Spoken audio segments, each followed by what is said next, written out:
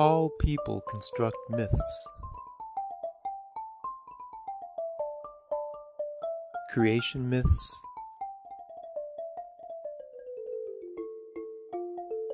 national myths,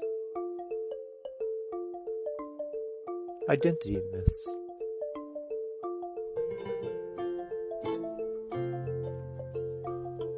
The Dogon are no different. The Dogon are one of Mali's major tourist attractions. They comprise about 5% of the country's population and live along a 100-mile escarpment.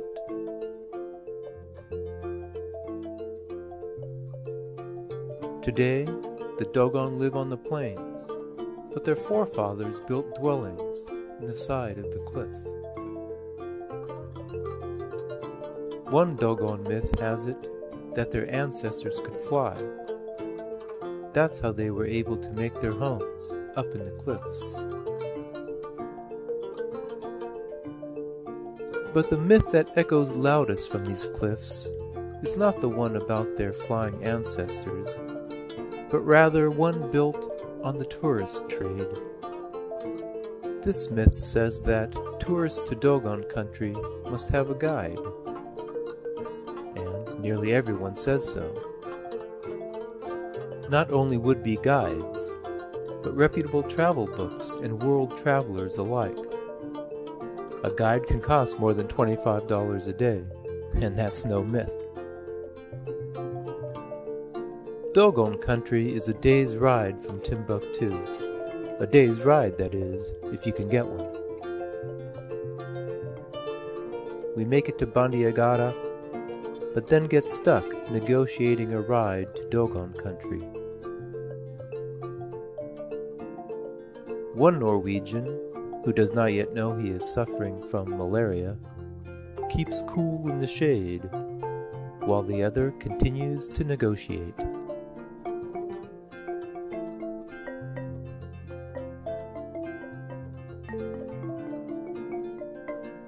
Eventually, a ride comes along.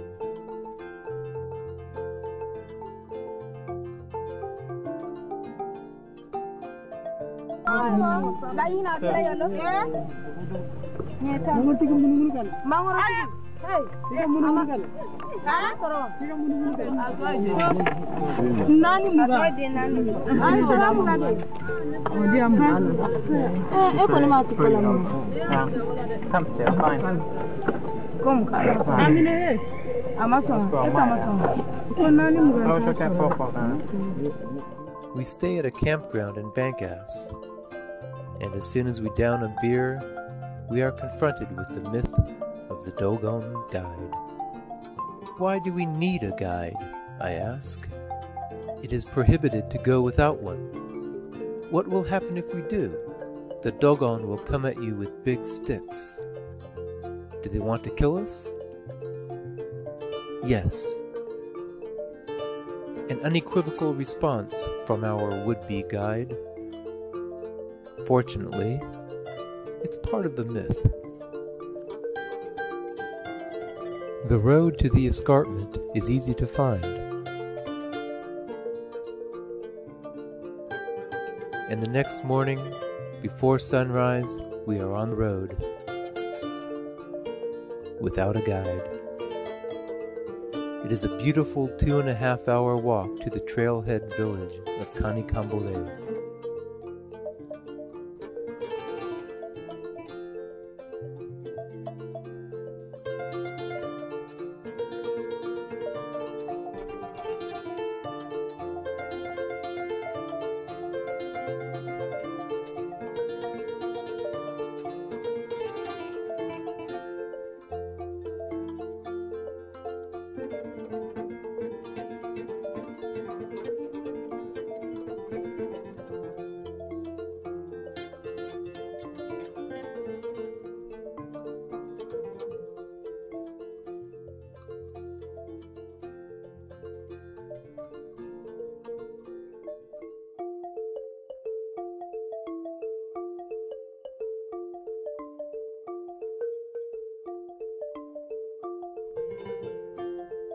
We head up the cliff to the village of Jigibombo.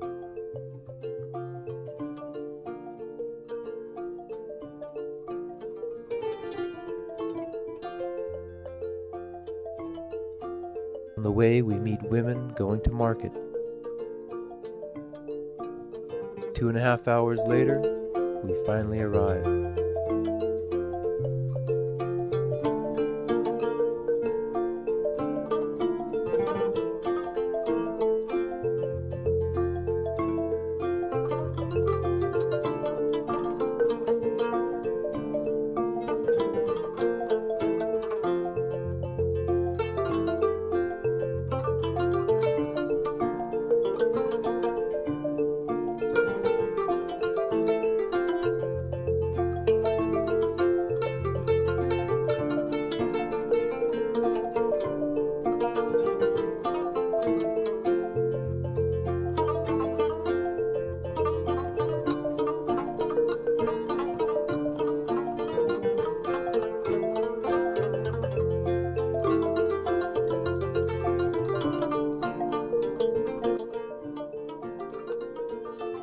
We take a truck back down the hill and proceed with our trek along the escarpment, passing through Tully and arriving in Ende, where we spend the night.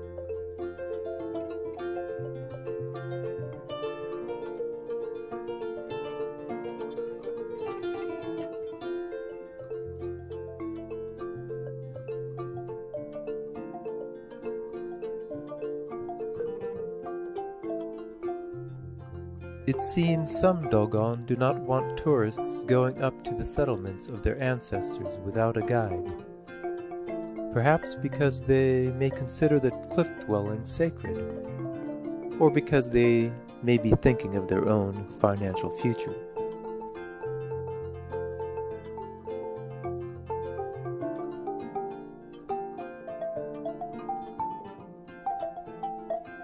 So we hire a guide for a 1-hour tour.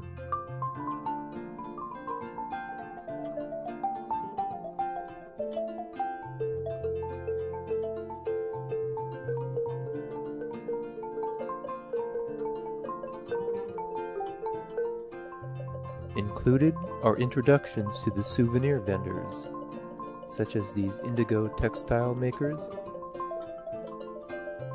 and this weaver.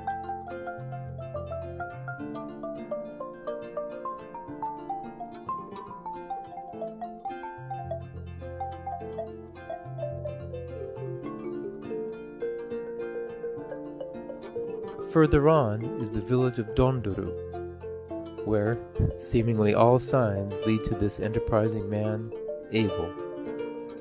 He has opened up a bed and breakfast.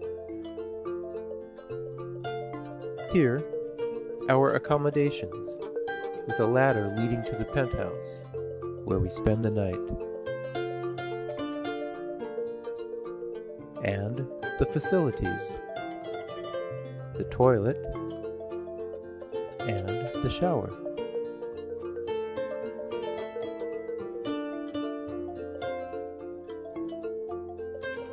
A neighbor shows off a granary.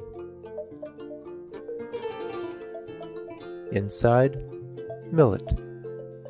But first, it must be ground. That's woman's work.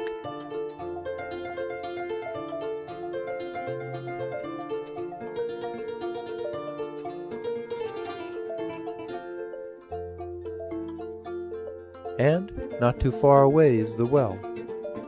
Fetching water, mostly woman's work too.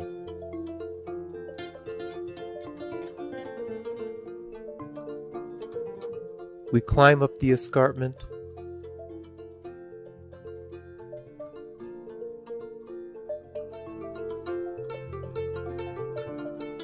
pass a vegetable garden,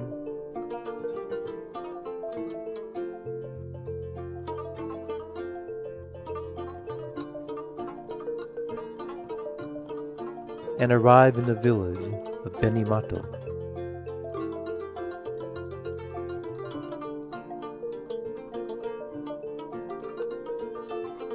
Here is a good example of a togona, the focal point of many villages. Men gather here to discuss village affairs, or simply to hang out.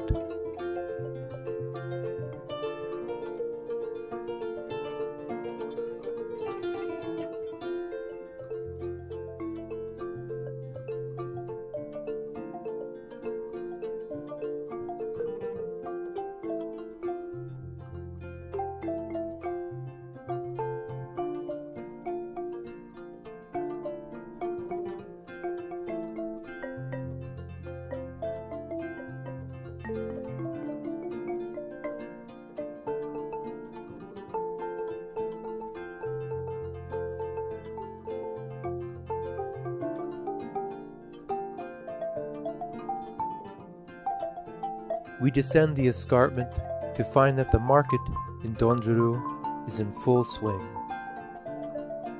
Market day rolls around once a week, as in many parts of the world. But what is not so usual is that a week in this village is only 5 days long.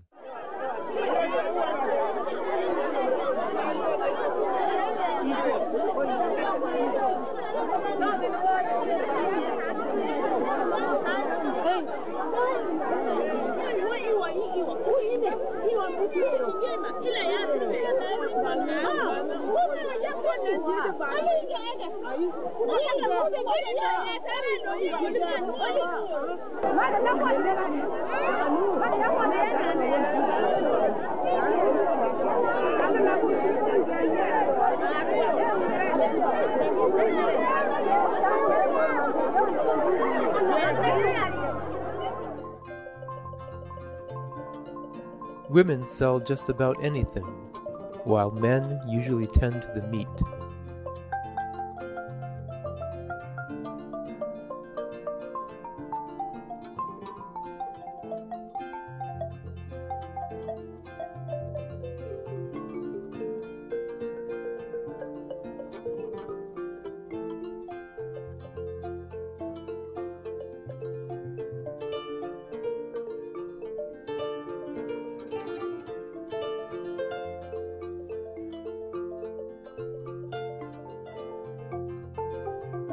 And, like marketplaces the world over, it is a time to renew old acquaintances.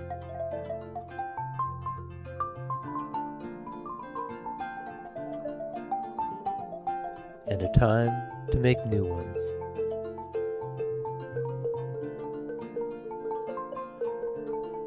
After 4 days in Dogon country, we say goodbye to Abel and take a taxi back to Bankas.